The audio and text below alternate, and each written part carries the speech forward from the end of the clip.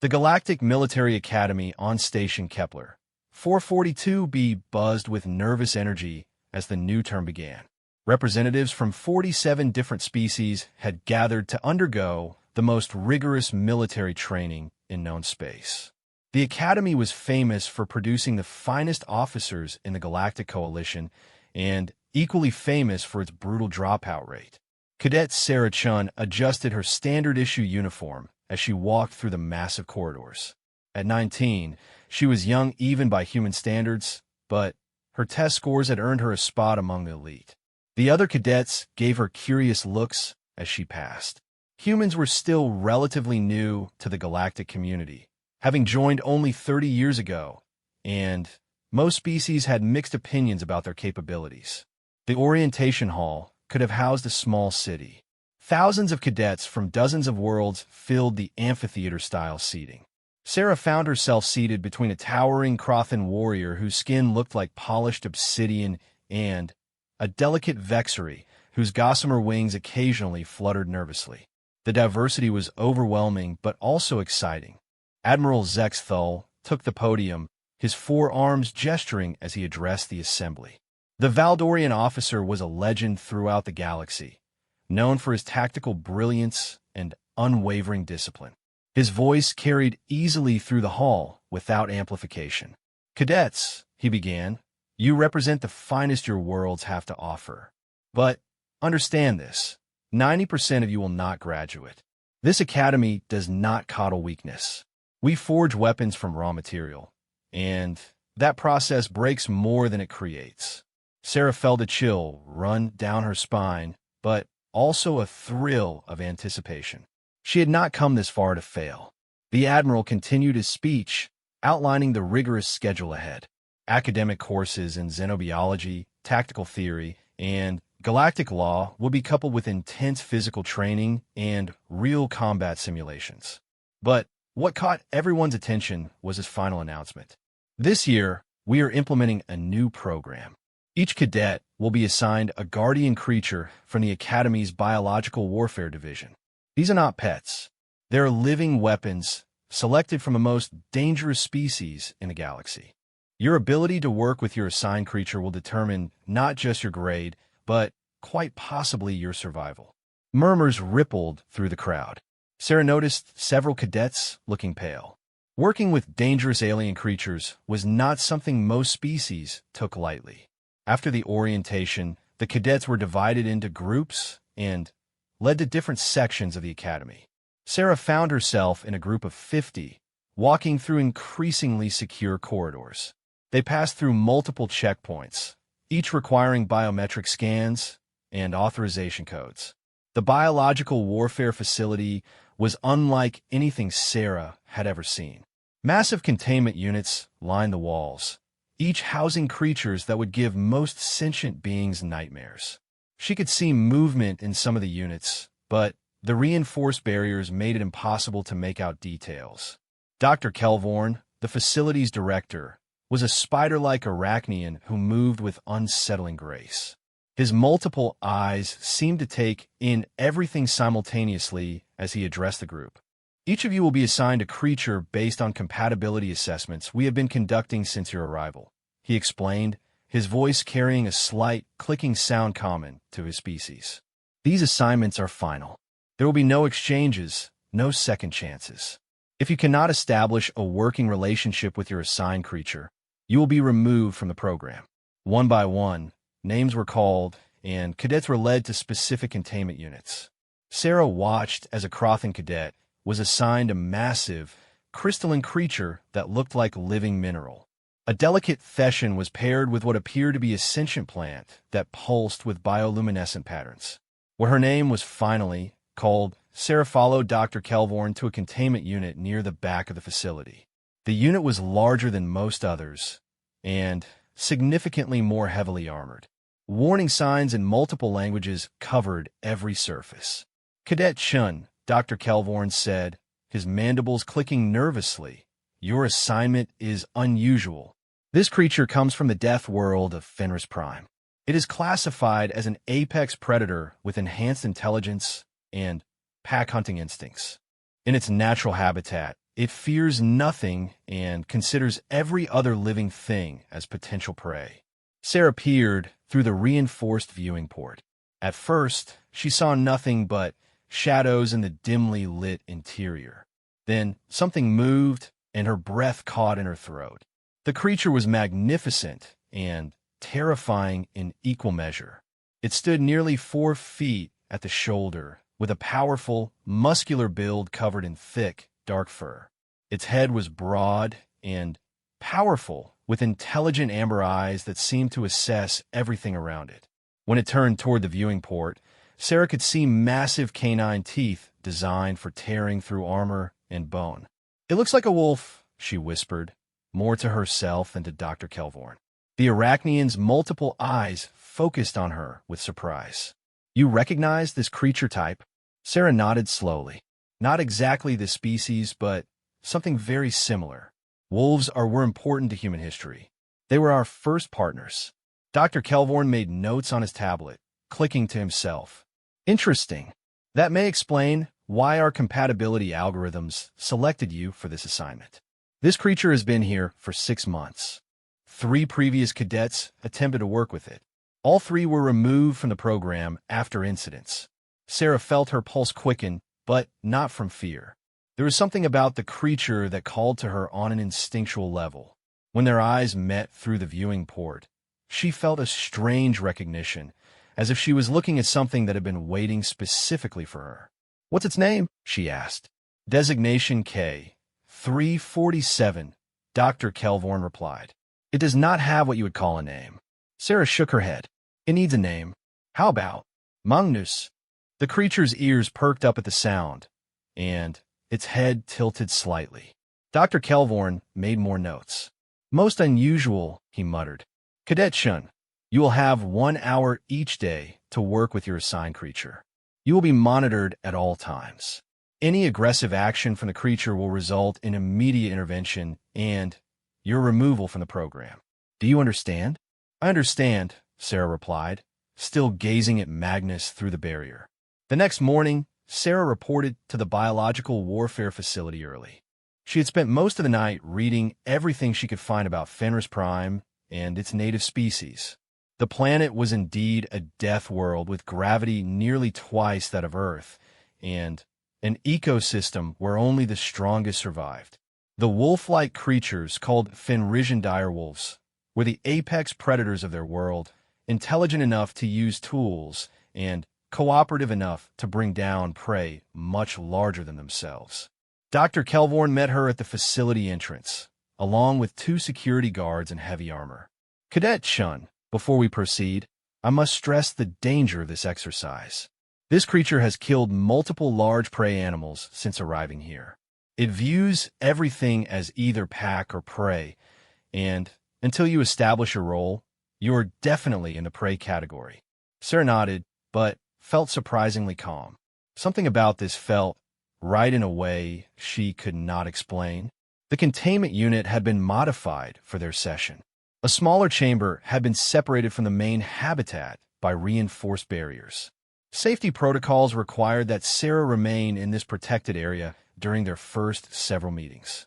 When the barriers lifted and Magnus entered the smaller chamber, Sarah got her first close look at the magnificent creature.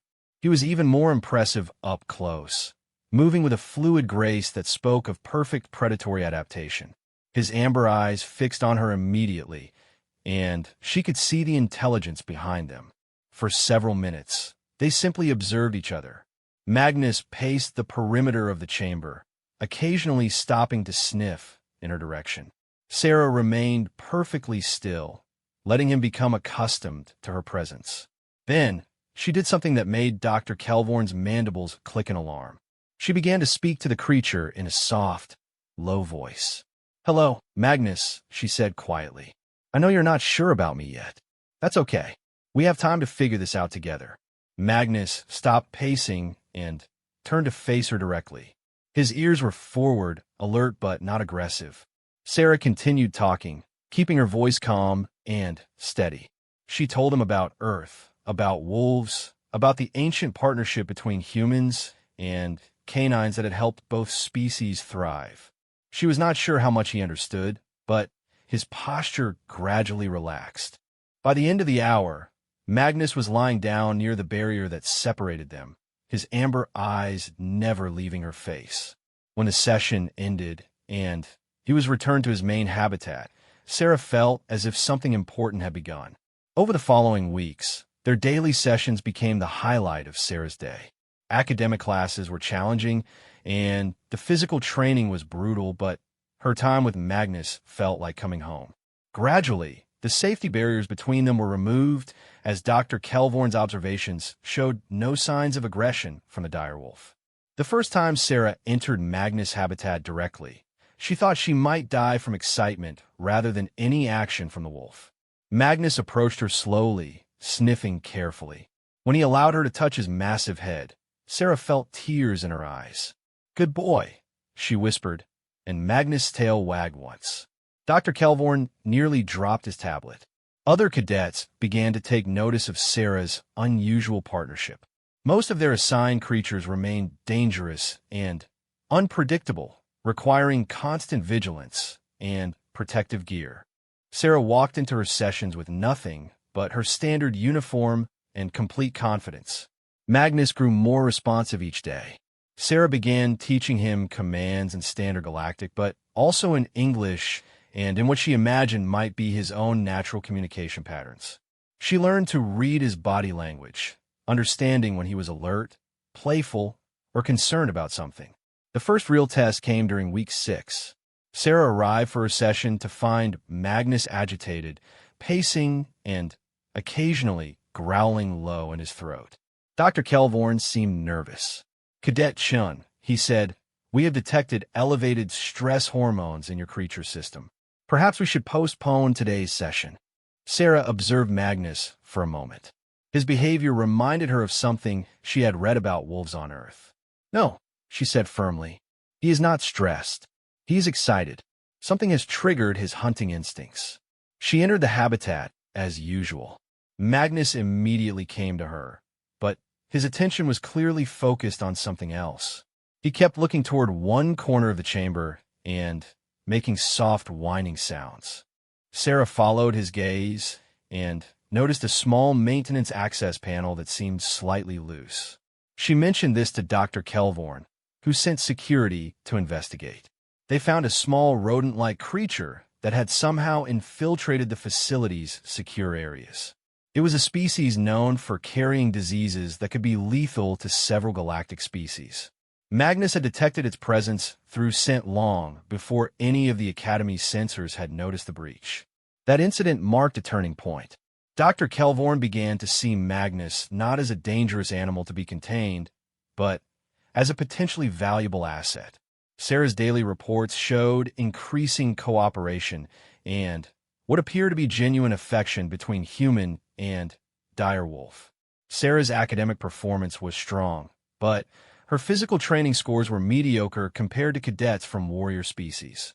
However, her work with Magnus was beginning to attract attention from the Academy's senior staff. Word spread that the human cadet had somehow tamed one of the facility's most dangerous creatures. Everything changed during the first major training exercise of the term. All cadets were to participate in a complex simulation involving hostile alien terrain and multiple unknown threats.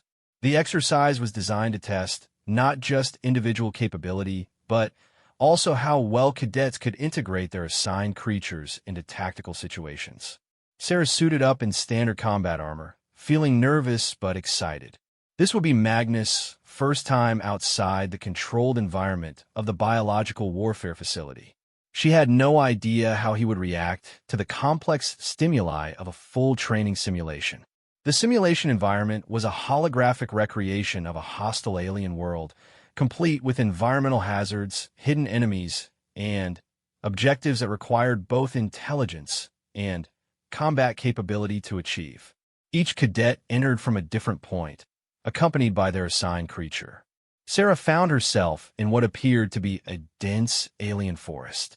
Strange bioluminescent plants created an eerie, shifting light, and the air was filled with unfamiliar scents and sounds. Magnus immediately went into hunting mode, his senses extended to their maximum range. "Easy boy," Sarah whispered. "We're partners now. Lead the way." What happened next amazed everyone monitoring the exercise. Magnus did not simply charge ahead or wait for Sarah's commands. Instead, he began to systematically scout their surroundings, returning to Sarah regularly to communicate what he had found through body language and soft vocalizations that she had learned to interpret. Together, they navigated the alien terrain with a efficiency that surprised the monitoring staff. Magnus detected hidden traps and concealed enemies long before Sarah's technological sensors could identify them. His natural hunting instincts, combined with Sarah's tactical training, created a partnership that was more effective than either could have been alone. The climax of the simulation involved a heavily defended enemy position that most cadets were expected to assault directly, accepting significant casualties in the process. Sarah and Magnus approached it differently. Using Magnus' superior senses, they identified patrol patterns and weak points in the defenses. Then, rather than attacking directly, they created a coordinated distraction. Sarah used her knowledge of wolf pack tactics, adapted for their specific situation. Magnus circled wide around the enemy position while Sarah approached from the opposite direction. At her signal, Magnus created a disturbance that drew most of the defenders away from their posts. Sarah was then able to achieve the objective with minimal direct confrontation. When the simulation ended, Sarah and Magnus had not only completed their assigned objectives, but had done so faster and with fewer simulated casualties than any other cadet team. The monitoring staff was stunned. Admiral Zexthal himself reviewed the session recordings. He watched the footage of Sarah and Magnus working together with growing amazement. Here was something he had never seen before: a partnership between species that seemed to transcend simple training or conditioning. The Admiral called Sarah to his office the next day. She entered nervously, with Magnus at her side.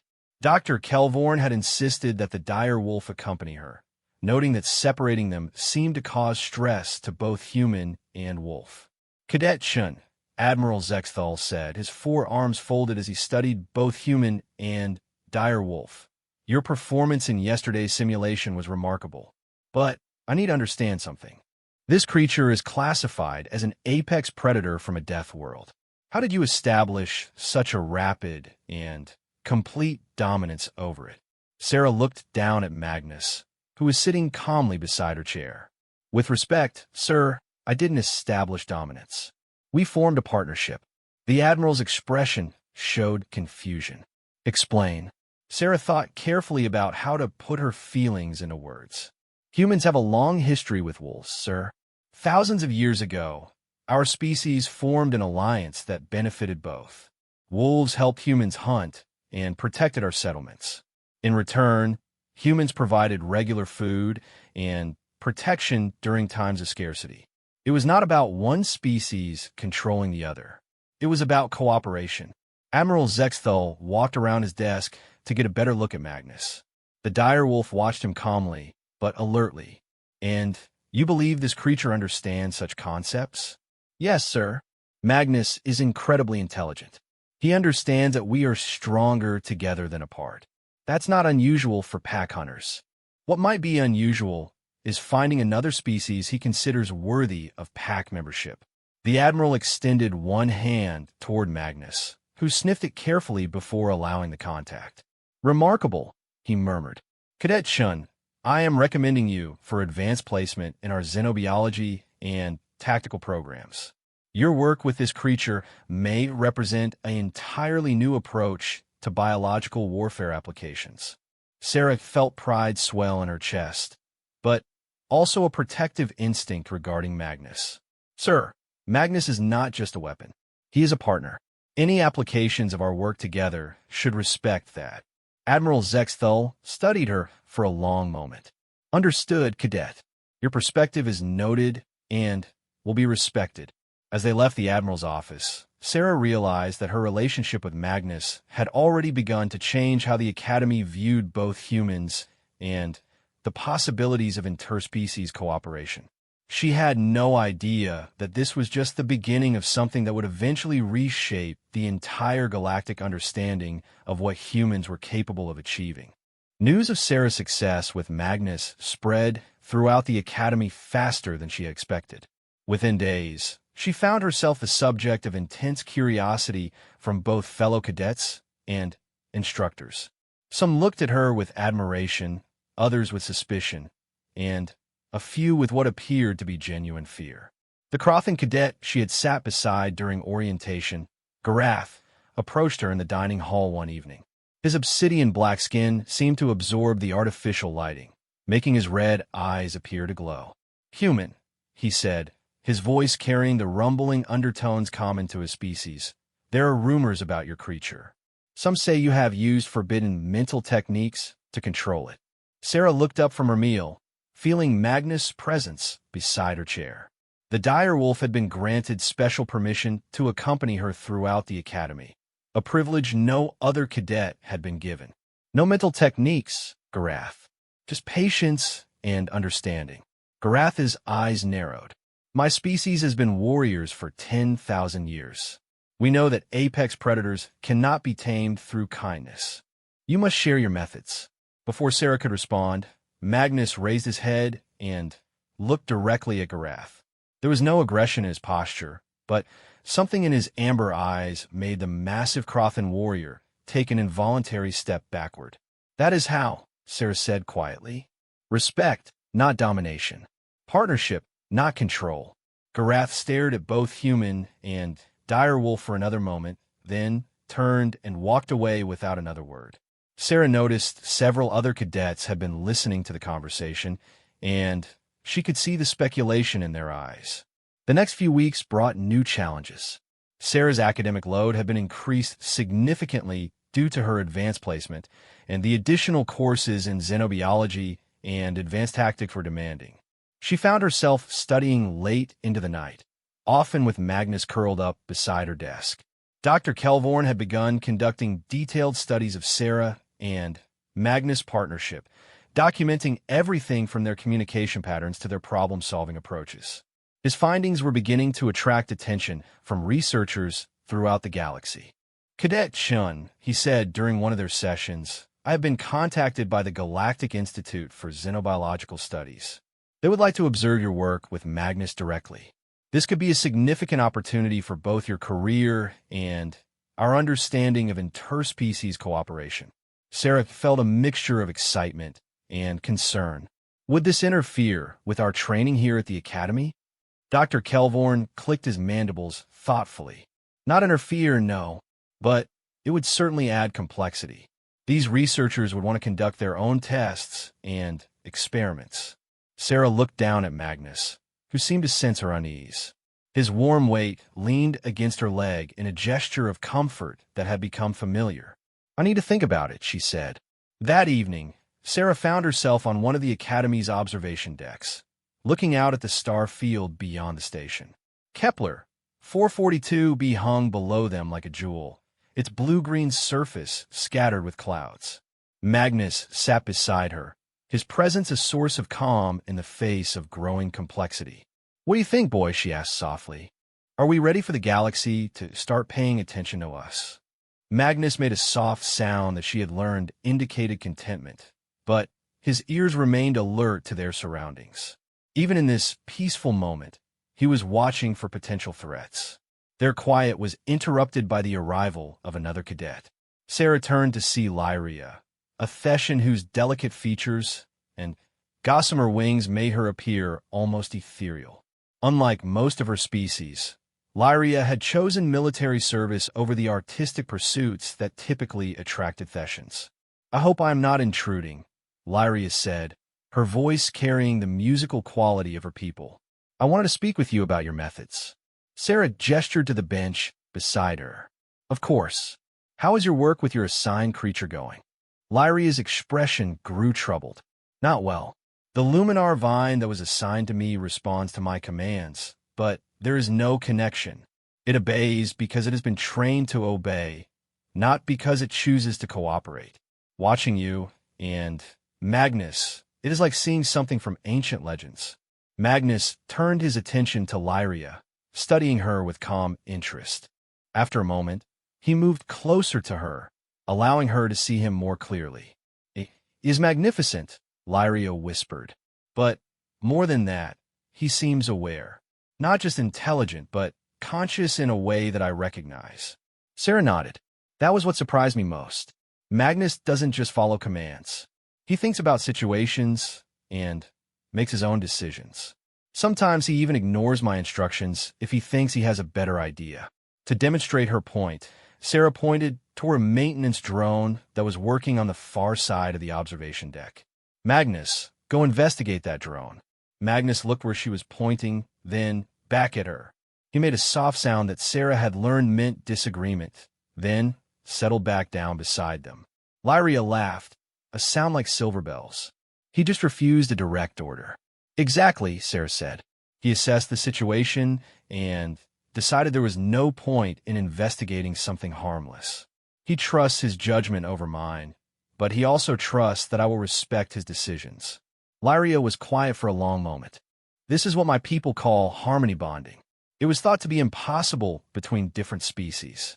"Maybe it is impossible for most species," Sarah said thoughtfully. "But humans have a history of forming these kinds of bonds. Dogs, horses, dolphins, we have always been good at finding common ground with other intelligent creatures." Their conversation was interrupted by an emergency alert that echoed throughout the station. All three of them froze as the automated voice announced a security breach in the Academy's lower levels. "All cadets return to quarters immediately. This is not a drill. Repeat, all cadets return to quarters immediately." Sarah and Lyria exchanged glances. Magnus had risen to his feet, his body tense and alert. His nose was working, testing the air for scents that might indicate danger. "We should get back to the dormitory," Lyria said, but Sarah was watching Magnus with growing concern. The direwolf was exhibiting behavior she had never seen before. His ears were laid back flat against his skull, and a low rumble was building in his chest. He was staring toward the lower levels of the station, where the emergency had been reported. "Something's wrong," Sarah said. "Magnus is picking up on something the sensors aren't detecting." Before Lyria could respond, Magnus made a decision that surprised them both. Instead of heading toward the dormitory levels as regulations required, he began moving toward the lower sections of the station. When Sarah called to him, he stopped and looked back at her with an expression that clearly communicated urgency. "He wants us to follow him," Sarah realized. Lyria's wings fluttered nervously. "Sarah, we're supposed to return to quarters. If we're found wandering during an emergency alert." Sarah was torn between regulation and instinct. Magnus had never led her astray before, but disobeying emergency protocols was a serious violation that could end her academy career. Magnus made the decision for her. He trotted back to them, gently took Sarah's sleeve in his teeth, and began pulling her toward the lower levels. "Okay," Sarah said, making a choice that felt both terrifying and absolutely right. "We follow Magnus." They moved quickly through corridors that were usually busy, but now stood empty due to the emergency protocols. Magnus led them with confident purpose, occasionally stopping to test the air before continuing. Sarah noticed that he was taking them along less direct routes, avoiding main corridors and sticking to maintenance areas. "He knows where he is going," she whispered to Lyria. "But how is that possible?" Lyria was looking increasingly nervous, but she stayed close to them. "Thessians have enhanced empathic abilities," she said quietly. "I can sense that your Magnus is not just alert. He is hunting." They descended several levels before Magnus finally stopped at a maintenance access tunnel that Sarah had never noticed before. The direwolf sat down and looked at Sarah expectantly, then gestured toward the tunnel with his nose. Sarah activated her comm unit and tried to contact Academy security, but found that communications were being jammed throughout the lower levels. Whatever was causing the emergency was also preventing normal communication protocols. "We need to go back," Lyria said, her voice tight with fear. "This is beyond what we should handle as cadets." Before Sarah could respond, They heard sounds from within the maintenance tunnel. Voices speaking in a language that neither human nor Theshan recognized, and underneath those voices, a mechanical humming that made Sarah's skin crawl. Magnus' reaction was immediate and dramatic. The low rumble in his chest became a full growl, and his lips pulled back to reveal his impressive fangs. But he remained perfectly still, waiting for Sarah's command. Sarah made another decision that would have far-reaching consequences. Instead of retreating to report what they had found, she activated her personal recording device and began to move closer to the tunnel entrance. The voices became clearer, and Sarah realized they were speaking a dialect of Crothan, but with subtle differences that suggested these were not Academy personnel. Through the tunnel opening, she could see the glow of unauthorized technology. "Infiltrators," she whispered to Lyria. "They're using the emergency alert as cover for some kind of operation." Lyria's empathic abilities were picking up more than just the emotional signatures of the intruders. "Sarah," she said urgently, "they're preparing some kind of device. I can sense anticipation and satisfaction. Whatever they are doing, they believe they are about to succeed." Sarah checked the power levels on her sidearm, standard issue for all Academy cadets, but rarely used for anything more dangerous than training exercises. Magnus sensed her preparation and moved into a position that would give him a clear attack vector if needed. The sound from the tunnel suggested the infiltrators were nearly finished with whatever they were installing. Sarah realized that waiting for proper security response might mean allowing whatever plan they had to succeed. "Lyria," she said quietly, "I need you to work your way back to a communication point and alert security to our exact location. Tell them we have confirmed infiltrators with unknown technology." Lyria nodded and began to retreat, but Sarah and Magnus moved closer to the tunnel. Sarah activated her recording device and managed to capture clear footage of 3 individuals in modified Crothan armor working on what appeared to be a sophisticated sabotage device. One of the infiltrators noticed movement at the tunnel entrance and shouted a warning to his companions. They immediately began activating weapons while moving to complete their installation. Sarah found herself in an impossible situation. She could retreat and allow the saboteurs to complete their work, or she could attempt to stop them with only Magnus as backup. Neither option seemed likely to succeed. Magnus made the choice for both of them. Without waiting for Sarah's command, he launched himself into the tunnel with a speed and ferocity that stunned everyone present. The infiltrators had prepared for possible resistance from Academy security forces, but none of them had anticipated facing an apex predator from a death world. The first attacker barely had time to raise his weapon before Magnus struck him with the full force of his 150-pound frame. The impact sent the infiltrator crashing into the tunnel wall, his armor cracked, and his weapon scattered. The second infiltrator managed to fire several shots, but Magnus' speed and unpredictable movement patterns made him nearly impossible to target in the confined space. Sarah entered the tunnel behind him, adding her own weapon fire to the chaos.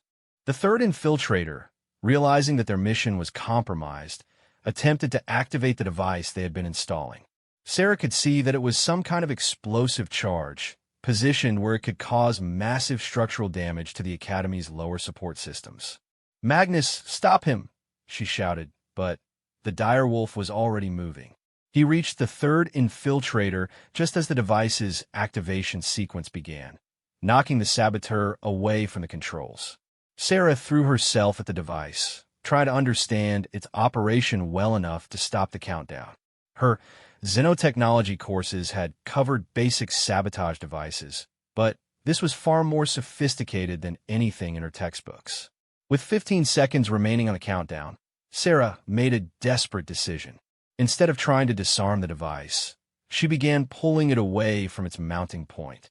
If she could not stop it from exploding, perhaps she could minimize the damage by moving it away from critical structural supports.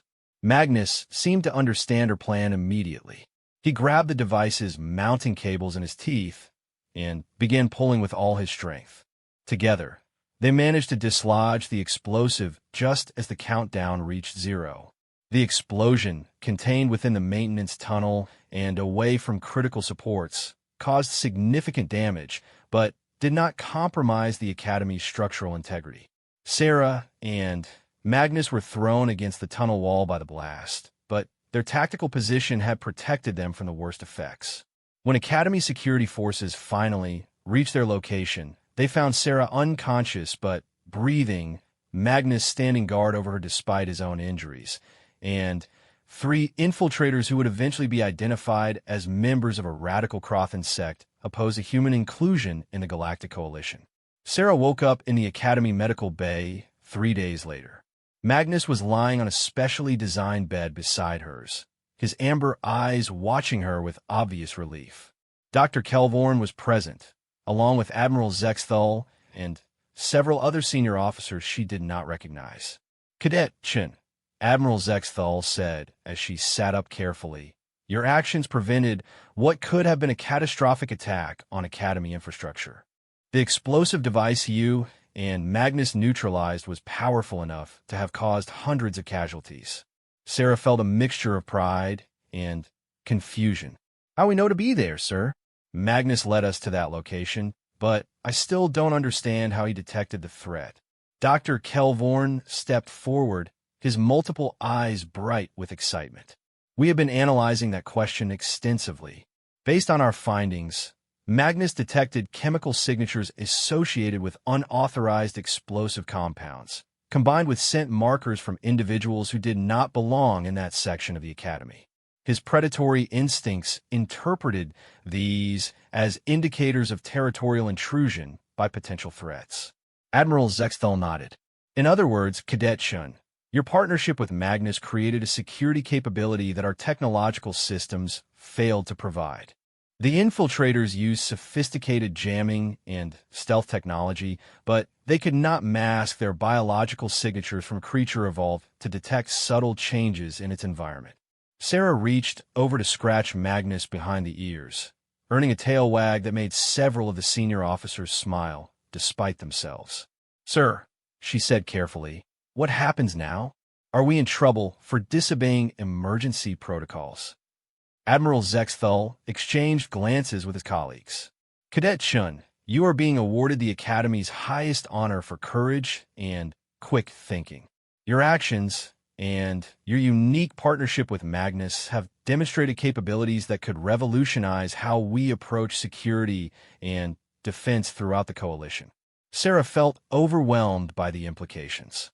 "Does this mean Magnus and I will continue training together?" "More than that," Admiral Zexthal said with something that might have been a smile. "You and Magnus are being fast-tracked through the Academy program. When you graduate, you will be assigned to a new division that is being created specifically to explore the potential of human-animal partnerships in military applications." As the senior officers filed out of the medical bay, Sarah was left alone with Magnus and Dr. Kelvorn. The Arachnian researcher was practically vibrating with excitement. "Cadet Shun," he said, "what you and Magnus have achieved goes far beyond anything we thought possible. You have proven that the bond between different species can create capabilities that neither could achieve alone. This discovery could change everything." Sarah looked at Magnus, who was watching her with the same calm intelligence that had first attracted her attention months ago. "We didn't set out to change anything," she said softly. "We just learned to trust each other." Dr. Kelvorn made notes on his tablet. "Perhaps," he said, "that is exactly what makes it so remarkable." 6 months after the infiltration incident, Sarah and Magnus had become legends at the Academy. Their partnership was studied, analyzed, and discussed in academic papers throughout the galaxy. More importantly, their success had inspired the creation of the Interspecies Cooperation Program, designed to explore similar partnerships between other species. Sarah stood in the new training facility that had been constructed specifically for the program. It was massive, with multiple environmental zones that could simulate conditions from dozens of different worlds. She watched as new cadets worked with their assigned creature partners, some showing promise, others struggling with the fundamental concepts of cooperation over domination. "It is fascinating to observe," said Dr. Vexhari, the Valdorian researcher who had been assigned to head the new program. Of the 47 different species represented at the Academy, only 12 have shown any aptitude for forming genuine partnerships with other creatures. Humans, interestingly, show the highest success rate. Sarah nodded, but her attention was focused on Magnus, who was working with a group of younger cadets. The direwolf had become something of a teaching assistant, demonstrating behaviors and responses that helped other students understand the principles of interspecies communication. Dr. Vexhari, she said, "Have there been any updates on the investigation into the infiltration?" The Valdorian's forearms gestured in a pattern that indicated concern. "Indeed, what we discovered was more troubling than initially suspected. The radical Crothan sect responsible for the attack has connections throughout the galaxy. They view human integration into the coalition as a threat to the established order." Sarah felt a chill of apprehension. "Do they pose a continued threat to the Academy?" "Not to the Academy specifically," Dr. Vexhari replied. "But intelligence suggests they're planning something far more ambitious. There are rumors of a coordinated effort to demonstrate human weakness and unsuitability for military service." Before Sarah could respond, her communication unit chimed with an urgent message. Admiral Zexthal was requesting her immediate presence in the command center, along with Magnus. The command center was bustling with activity when Sarah and Magnus arrived. Multiple holographic displays showed star charts, ship movements, and tactical assessments. Admiral Zexthal stood at the center of it all, his forearms coordinating multiple data streams simultaneously. "Cadet Shun," he said without preamble, "we have a situation that requires your unique capabilities. A coalition survey vessel has gone missing in the Outer Rim territories. The ship was conducting routine exploration when it encountered what appears to be a previously unknown form of life." Sarah studied the tactical displays, trying to understand the implications. "What kind of life, sir?" Admiral Zexthal manipulated the holographic interface, bringing up sensor readings that made little sense to Sarah's inexperienced eye. "Something that our technology cannot properly analyze." The survey team's last transmission spoke of creatures that seemed to exist partially in normal space and partially in dimensions our sensors cannot detect. Magnus had moved closer to the displays, his nose working as if trying to detect sense from the holographic images. His behavior was calm, but alert, suggesting interest rather than alarm.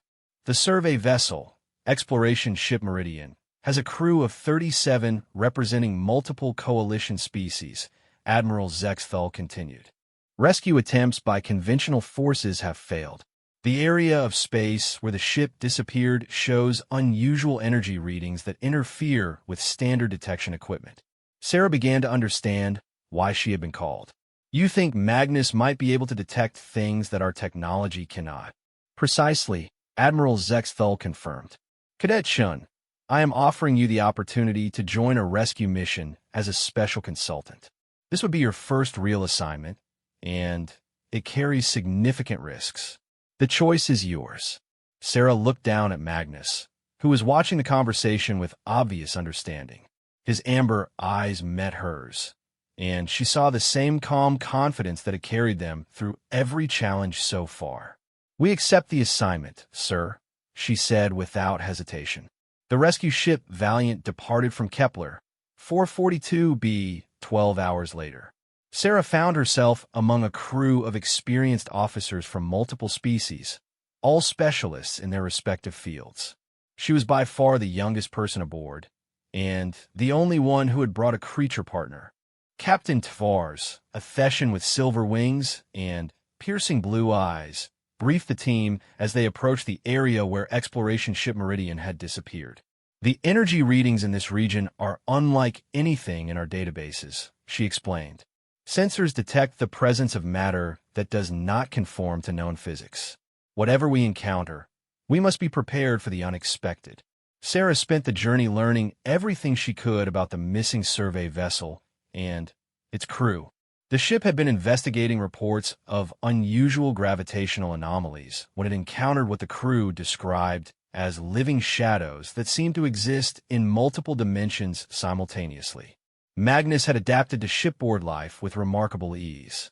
The crew was initially nervous around the apex predator, but his calm demeanor and obvious intelligence quickly won their respect. He seemed particularly fascinated by the ship's sensor readings, often sitting near the detection equipment as if listening to something others could not hear. 2 days into their journey, they reached the coordinates where Meridian had last been detected. The area of space appeared normal to visual inspection, but the ship's instruments immediately began registering the same anomalous readings that had been reported by the missing survey team. Energy signatures are consistent with the last known data from Meridian, reported Lieutenant Klextar, the ship's Valdorian science officer. But I am also detecting something new. There appears to be some form of organized intelligence directing these energy patterns. Captain Tavares ordered the ship to maintain position while they analyzed the readings. Sarah found herself studying the sensor data with growing fascination. The pattern seemed random at first, but prolonged observation revealed subtle structures that suggested purposeful organization. Magnus had been restless since they arrived at the coordinates. He paced the ship's corridors, occasionally stopping to stare at bulkheads, as if seeing something beyond them. Sarah had learned to trust his instincts completely, and his behavior was beginning to worry her. "Captain," she said during the evening briefing, "I think Magnus is detecting something that our sensors are missing. He's been agitated since we arrived, but not in a way that suggests immediate danger. It is more like curiosity mixed with concern." Captain Tavares considered this information carefully. "Cadet Shun, do you think your partner could help us locate the missing ship?" Sarah looked at Magnus, who was sitting beside her chair with his ears forward in a posture of intense attention. "I think he's already trying to tell us something. The problem is that I do not fully understand what he is detecting." Lieutenant Klextar spoke up from his position at the science station. "If I may suggest, Captain, we could modify our sensor array to detect patterns that correspond to biological perception rather than technological analysis. If Cadet Shin's partner is sensing something we are missing, perhaps we can calibrate our instruments to recognize similar patterns." The next several hours were spent recalibrating the ship's sensors based on Magnus' behavioral responses. Sarah worked with the science team to translate the direwolf's reactions into data that could be processed by the ship's computers. It was frustrating work, requiring intuition as much as technical knowledge. The breakthrough came when Magnus suddenly focused his attention on what appeared to be empty space off the ship's starboard side. His posture suggested that he was tracking something moving in that direction, but the ship's sensors detected nothing unusual. "There," Sarah said, pointing where Magnus was looking. "He sees something in that area." Lieutenant Klextar adjusted the sensors to focus on the coordinates Sarah had indicated. At first, the readings showed nothing unusual. Then, gradually, a faint energy signature began to emerge from what had previously appeared to be background radiation. "Remarquable, Lieutenant Klextar whispered. There is definitely something there, but it exists partially outside our normal dimensional framework. No wonder our standard sensors could not detect it." Captain Tavares ordered the ship to move slowly toward the anomalous readings. As they approached, Magnus became increasingly agitated, but his behavior suggested excitement rather than fear. He began making soft vocalizations that Sarah had learned indicated he wanted to investigate something more closely. The first visual contact with the dimensional entities was unlike anything anyone aboard the ship had experienced. What appeared to be living shadows began to manifest around the Valiant, moving with purpose and intelligence, but following patterns that defied normal physics. Magnus' reaction was immediate and surprising.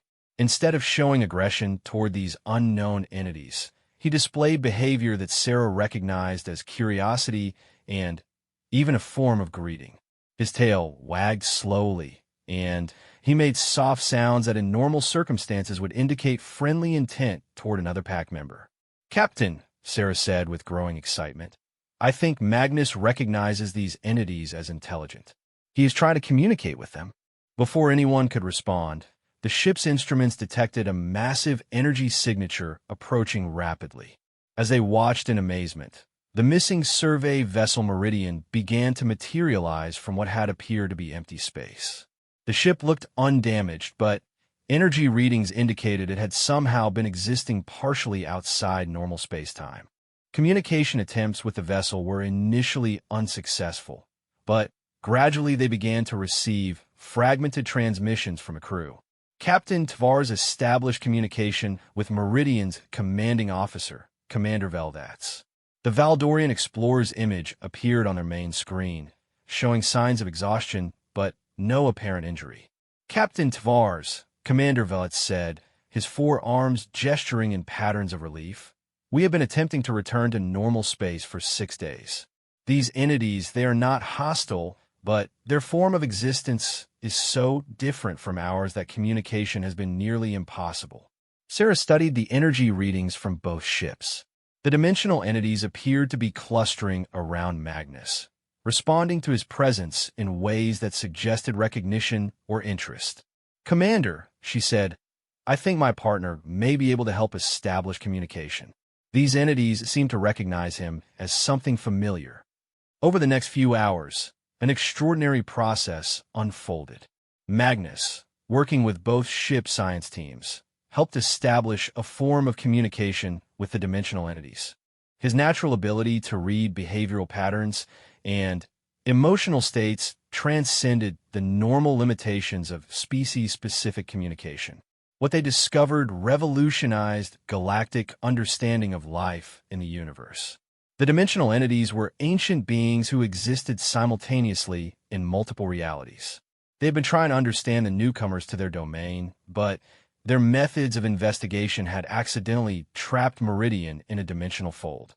Magnus served as an intermediary, his predatory instincts somehow translating the entity's multidimensional communication patterns into behaviors that both humans and other coalition species could interpret. Through him, they learned that the entities meant no harm, but had been curious about the survey vessel and its diverse crew. The rescue operation became a first-contact situation of unprecedented complexity. Sarah found herself at the center of negotiations between the coalition and beings whose existence challenged fundamental assumptions about the nature of life and consciousness. Captain Tvar's documented everything meticulously. "Cadet Shun," she said as they prepared to escort Meridian back to Coalition space. "Your partnership with Magnus has achieved something that our most sophisticated diplomatic protocols could not. You have established communication with a form of life that we did not even know was possible." The return journey was filled with analysis and planning. The dimensional entities had expressed interest in formal contact with the Coalition, but their form of existence made traditional diplomatic approaches impossible. Magnus had somehow bridged that gap, translating alien concepts into recognizable behavioral patterns. Sarah realized that their success had implications far beyond a simple rescue mission. "Captain," she said during their final briefing, "this encounter suggests that there may be forms of life throughout the galaxy that we have never detected because our technology is not designed to recognize them." Captain Tvar's nodded thoughtfully.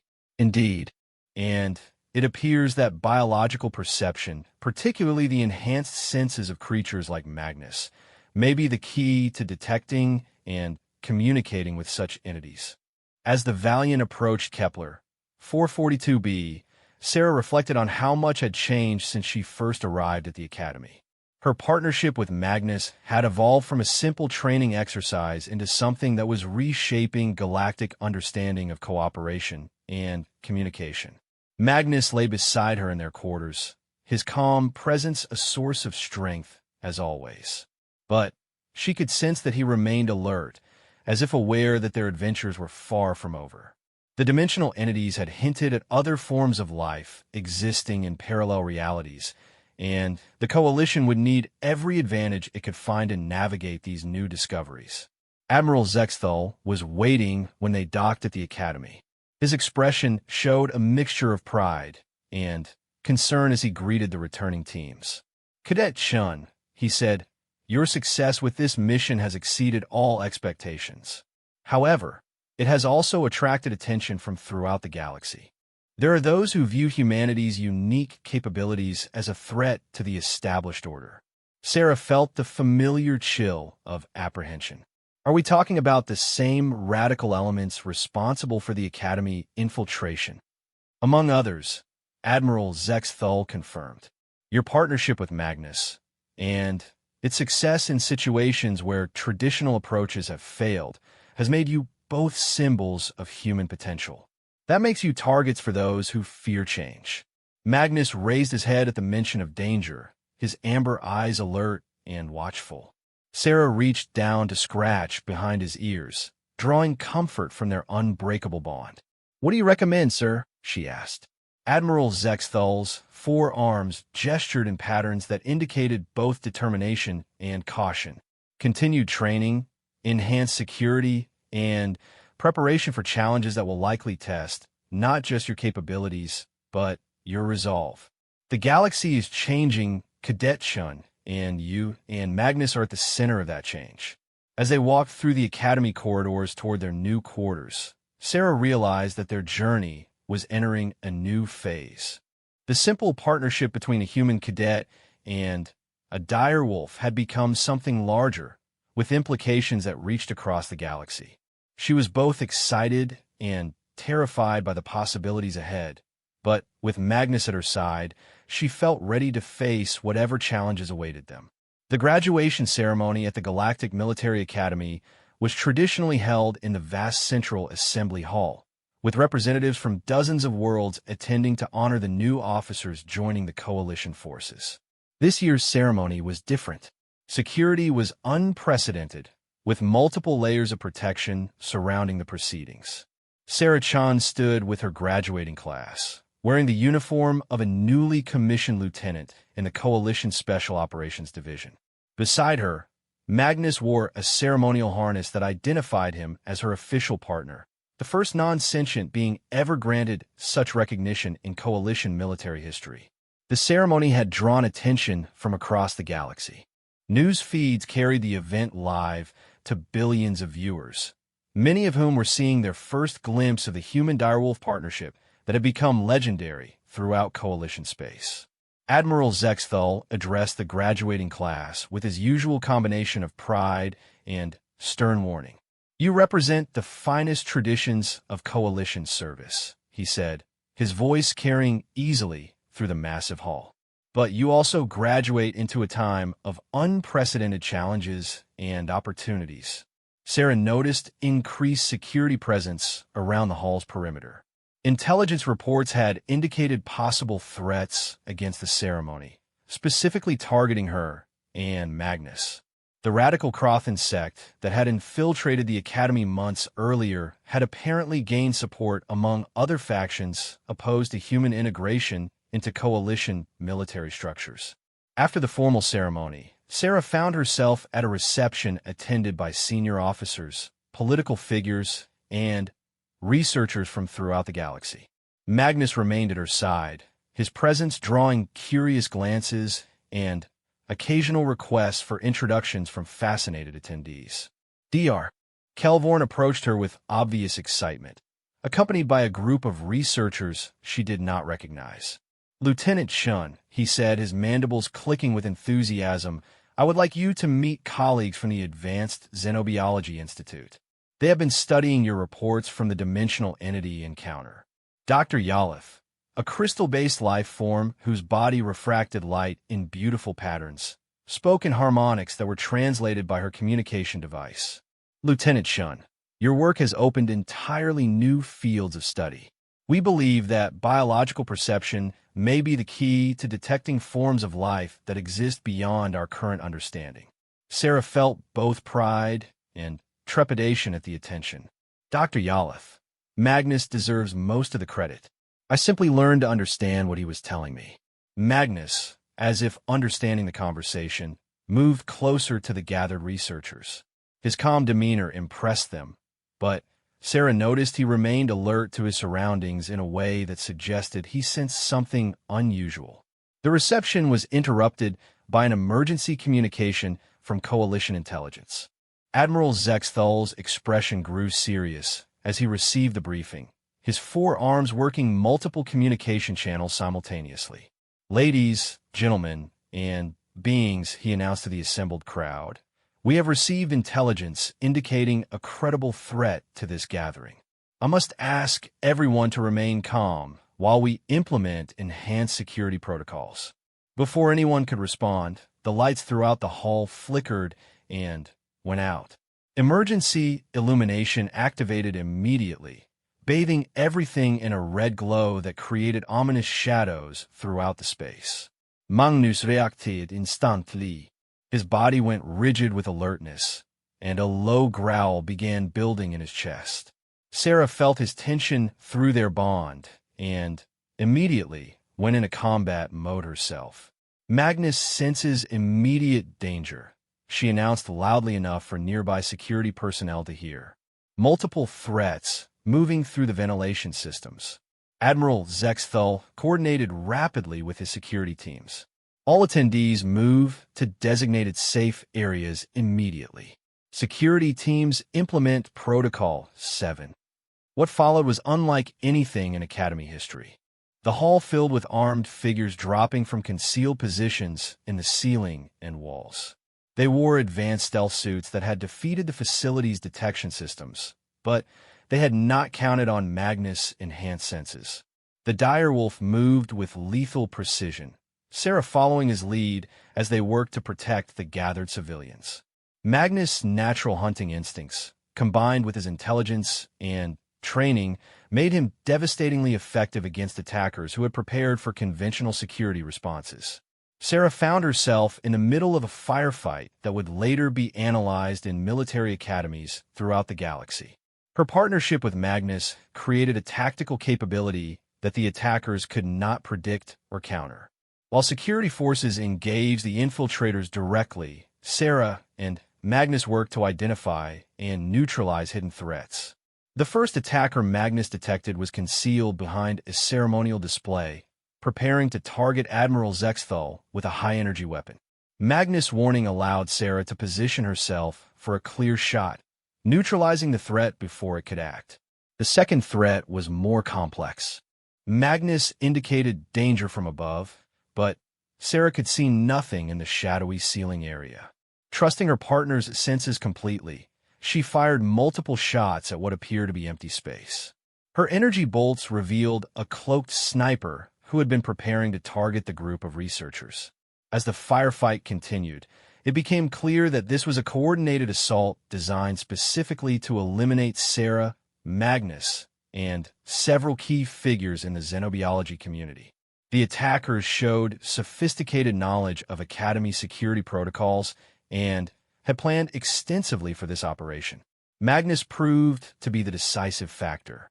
His ability to detect concealed enemies and predict their movements gave coalition security forces a crucial advantage. One by one, the infiltrators were identified and neutralized, their advanced technology useless against biological perception that operated outside technological parameters. The assault lasted 17 minutes. When it ended, 14 attackers had been captured or neutralized, and no civilians had been seriously injured. Sarah and Magnus had personally accounted for 6 of the threat neutralizations, working with a coordination that amazed the security professionals who witnessed it. Admiral Zexthal surveyed the aftermath with a mixture of relief and grim determination.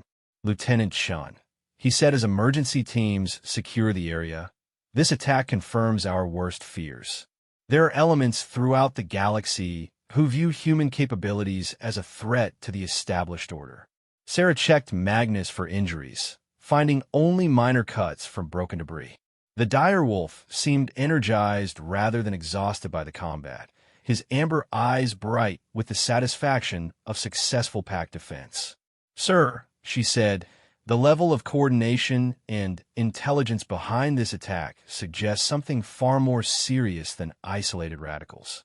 Someone provided detailed information about Academy security and the ceremony schedule. Admiral Zexthal's expression grew even more serious. "Agreed. This operation required resources and planning that indicates support from within coalition space. We have a significant security problem. The investigation that followed revealed disturbing truths about coalition unity. The attack had been coordinated by a coalition of species and factions who believed that human integration into galactic society represented a fundamental threat to existing power structures. What made humans dangerous, according to intercepted communications, was not their technology or their military capabilities. It was their unique ability to form partnerships with other species that transcended traditional boundaries of communication and cooperation. Dr. Vexhari brought Sarah and Magnus the detailed intelligence analysis 3 days after the attack. "Lieutenant Shun," she said, her forearms gesturing in patterns of concern, "the investigation has revealed something remarkable. The conspiracy against human integration centers around fear of your specific capabilities." Sarah studied the data with growing amazement. They are afraid of interspecies cooperation. More than that, Dr. Vexhari continued. They believe that human abilities to communicate and cooperate with other life forms could fundamentally alter the balance of power in galactic civilization. Species that have maintained dominance through technological or military superiority fear being displaced by cooperation-based alliances. Magnus was lying beside Sarah's chair, but his ears were forward and alert, as if he understood the importance of the conversation. His presence had become so natural to her that she sometimes forgot how extraordinary their partnership appeared to others. "Dr. Vexhari," Sarah said thoughtfully, "does this mean we can expect continued resistance to human integration efforts?" The Valdorian researcher's forearms moved in complex patterns that indicated both concern and excitement. "Almost certainly, but it also means that your work is far more important than we originally understood. You and Magnus have demonstrated capabilities that could revolutionize how different species interact throughout the galaxy." The conversation was interrupted by an urgent communication from Coalition Command. Admiral Zexthol's image appeared on the conference room's main screen, his expression showing a mixture of excitement and apprehension. "Lieutenant Shun," he said without preamble, "we have received a request for assistance that requires your unique capabilities. A Coalition exploration vessel has encountered a situation in the Vega system that conventional diplomatic and military approaches cannot resolve." Sarah felt her pulse quicken. "What kind of situation, sir?" Admiral Zexthol manipulated controls off-screen, and the display showed star charts of the Vega system. The exploration vessel Pathfinder discovered what appears to be a thriving ecosystem on a planet that our long-range surveys indicated was lifeless.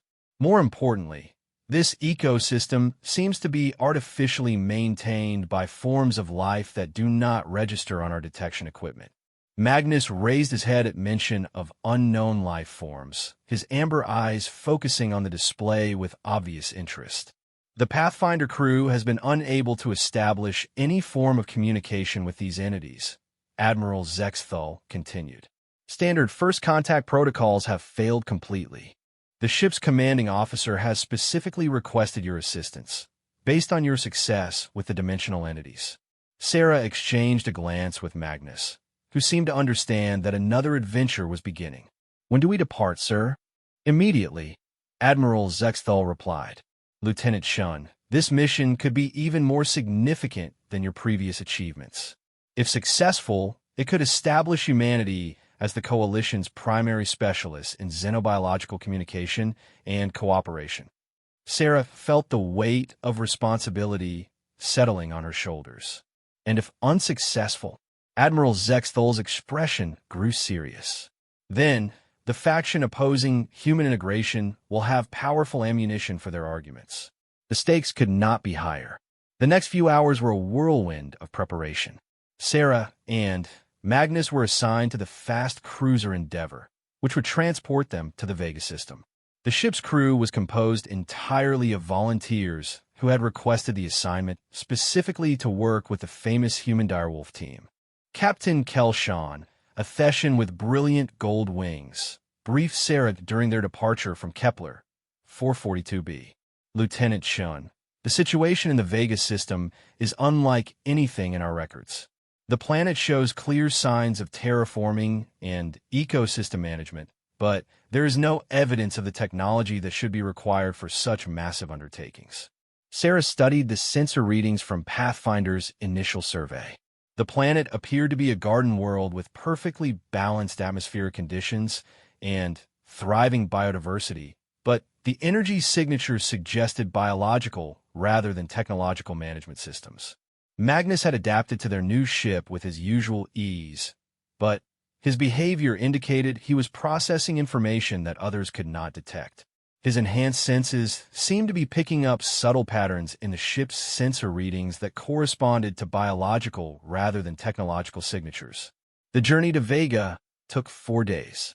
During that time, Sarah worked with the ship's science team to analyze every piece of data available about their destination. What emerged was a picture of a world that challenged fundamental assumptions about technological development and ecosystem management. "Lieutenant," said Dr. Menthtar, the ship's Valdorian xenobiology specialist, "the life forms on this planet appear to exist in a state of perfect ecological balance that should be theoretically impossible without sophisticated technology. Yet our sensors detect no artificial systems." Sarah found herself thinking about the dimensional entities they had encountered months earlier. "Dr. Menthtar, is it possible that we are looking at another form of life that exists partially outside our normal detection parameters?" The scientist's 4 arms gestured thoughtfully. "It would explain many of the anomalies we are observing. But if so, these entities would be far more advanced than the dimensional beings you encountered previously." Magnus had been restless throughout the journey, pacing the ship's corridors and occasionally stopping to stare at sensor displays as if seeing something others missed. Sarah had learned to trust his instincts completely, and his behavior suggested they were approaching something extraordinary. When they finally arrived at the Vega system, the planet appeared exactly as described in Pathfinder's reports. It was beautiful beyond description, with swirling cloud patterns that seemed almost artistic and surface features that suggested careful design rather than natural evolution. Captain Kelshawn established communication with Pathfinder's commanding officer, Commander Telvas. The Valdorian explorer appeared tired but excited on the main screen. "Captain Kelshawn," he said, his 4 arms moving in patterns of relief, "we are grateful for your arrival. This planet continues to surprise us. We have detected what appear to be vast underground networks of organic systems that seem to be managing the entire planetary ecosystem." Sarah stepped forward. "Commander Telvas, has your team observed any direct evidence of intelligence behind these systems?" Commander Telvas's expression grew puzzled. "That is the most intriguing aspect of this situation, Lieutenant Shun. The systems appear to be responding to our presence, but not in ways that suggest technological monitoring. It is more like biological curiosity." Magnus moved closer to the communication console, his nose working as if trying to detect sense through the transmission. His behavior suggested recognition of something familiar in the commander's description. "Commander," Sarah said, an idea forming in her mind, "I would like permission to transport to your vessel with Magnus. I think he may be detecting something that our technological analysis is missing." The transfer to Pathfinder was accomplished without incident, but Magnus' reaction to the new ship was immediate and dramatic. He began exhibiting behavior that Sarah had never seen before, moving through the ship's corridors with obvious purpose, and occasionally making soft vocalizations that seemed to carry complex meaning. Commander Telvas met them in Pathfinder's main conference room, along with his senior staff. The Valdorian explorer studied Magnus with obvious fascination. "Lieutenant Shun," he said, "your partner appears to be responding to something that we cannot detect. His behavior suggests recognition rather than curiosity." Saravatshid Magnus Korafuli. The dire wolf was focused on the planet below them in a way that indicated he was perceiving something significant. "Commander, I believe Magnus is detecting biological communication patterns from the planet's surface. These may be so subtle that our instruments cannot register them." Over the next several hours, they worked to understand what Magnus was perceiving. Using techniques developed during their encounter with the dimensional entities, they attempted to translate his behavioral responses into data that could be analyzed by the ship's computers. The breakthrough came when Magnus suddenly focused his attention on a specific area of the planet's surface and began making a series of complex vocalizations that seemed to carry intentional meaning. The ship's computers detected corresponding energy fluctuations from the planetary surface that had been previously dismissed as background radiation. "Remarkable," whispered Dr. Hentau, Pathfinder Science Officer. "It appears that your partner is engaged in some form of communication with the planetary systems. But the medium of communication exists outside our normal detection parameters." Sarah felt excitement building as she realized the implications. "Dr. Hentau, I think we're looking at a form of biological intelligence that has evolved to manage planetary ecosystems through direct biological interface rather than technological systems." What followed was the most complex first contact scenario in Coalition history. Working through Magnus as an intermediary, they gradually established communication with what appeared to be a planetary consciousness that existed as a biological network spanning the entire world. The entity, which called itself something that translated roughly as garden tender, had been maintaining the planet's ecosystem for thousands of years. It was curious about the newcomers, but had been unable to understand their technology-based communication attempts. Magnus served as a bridge between biological and technological communication methods, translating the planetary consciousness's complex biological signals into patterns that Coalition technology could interpret and respond to. Through this process, they learned that garden tender was not unique. There were similar entities managing ecosystems throughout the galaxy, invisible to technological detection, but clearly observable to biological senses that operated on different principles. Sarah realized they had discovered something that would revolutionize galactic understanding of life and intelligence. "Commander Telvas," she said as they prepared to return to Coalition space, "this discovery suggests that there may be forms of intelligence managing natural systems throughout the galaxy that we have never detected because we have been looking for the wrong kind of signatures." Commander Telvas nodded thoughtfully. "And it appears that biological perception, particularly the enhanced capabilities of creatures like Magnus, may be the key to detecting and communicating with such intelligences." The return journey to Coalition space was filled with analysis and documentation. Sarah and Magnus had once again achieved something that conventional approaches could not, establishing communication with a form of life that challenged basic assumptions about intelligence and consciousness. When they finally docked at Kepler 442b, Admiral Zexthal was waiting with a delegation that included senior officials from throughout Coalition space. The implications of their discovery were too significant to be handled through normal channels. "Lieutenant Chun," Admiral Zexthal said as they disembarked, "your success has exceeded even our most optimistic projections. You and Magnus have established contact with forms of intelligence that may be managing natural systems throughout the galaxy." Sarah felt both pride and trepidation at the responsibility ahead. "Admiral, what does this mean for the future?" Admiral Zexthal's forearms gestured in patterns that indicated both excitement and concern. "It means that humanity's role in the galactic community will be far more significant than anyone anticipated. Your unique capabilities for interspecies communication may be the key to understanding intelligence that has existed around us all along." Magnus sat beside Sarah, his amber eyes calm and alert as always. Their partnership had evolved from a simple training exercise into something that was reshaping galactic civilization's understanding of life and consciousness.